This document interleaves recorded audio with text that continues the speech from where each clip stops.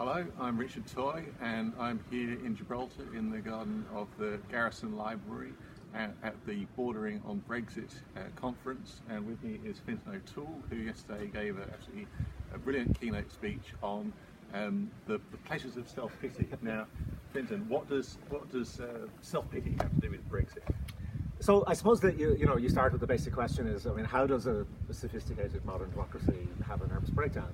And you have to come to some sort of psychological explanations around what's the emotional content behind this in a way. And I think self-pity is actually, it may sound very trivial, but self-pity is a sort of maybe an underrated emotion. It's a very powerful one, and it's one in which we. Why do you feel self-pity? You feel self-pity because you actually have a very high opinion of yourself. Right. You feel that you deserve a great deal and you're not getting it.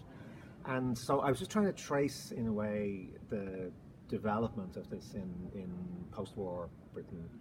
And I suppose, in some ways sympathetically, I hope we're trying to say, look, it is a unique historic experience to have won a major war and find yourself 10 years later falling behind the powers that you have defeated.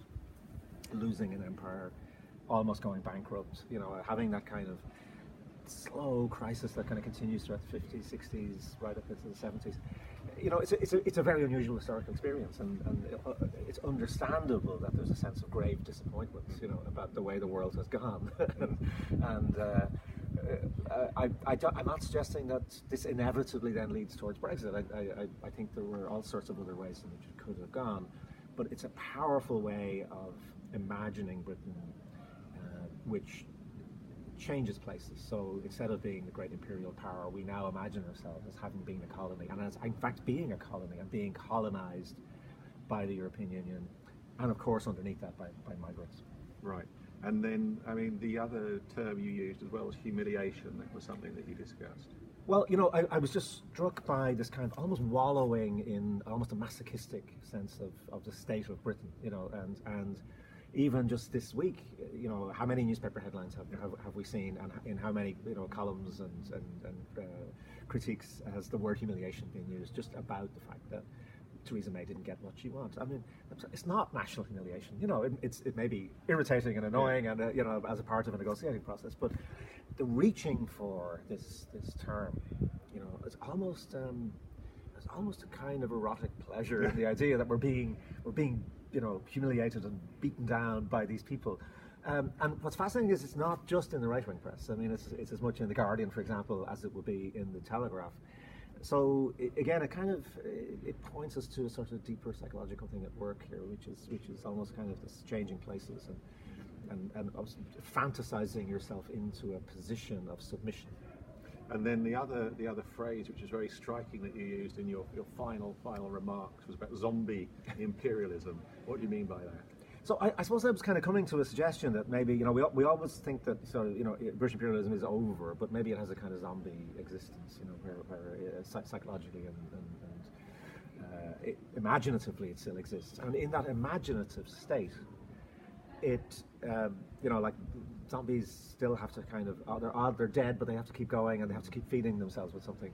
And oddly, I think what British imperialism maybe ends up sort of feeding itself with is the pain of those who suffered from British imperialism. That it starts imagining itself as if it were one of the submissive colonies and suffering all the same kind of humiliation, all the same pain, all the same trauma, all the same sense of powerlessness. And I think one of the ideas that was coming through was that sort of by the Brexiteers presenting Britain as a victim, that means that Britain then can't have been responsible for anything bad. Yeah. So the great attraction of victimhood, you think, well, why would anybody want to occupy that position? Because the great attraction of it is that you are completely guiltless. So it's as a way of dealing with post-imperial guilt, it's actually very, very powerful because you're not responsible.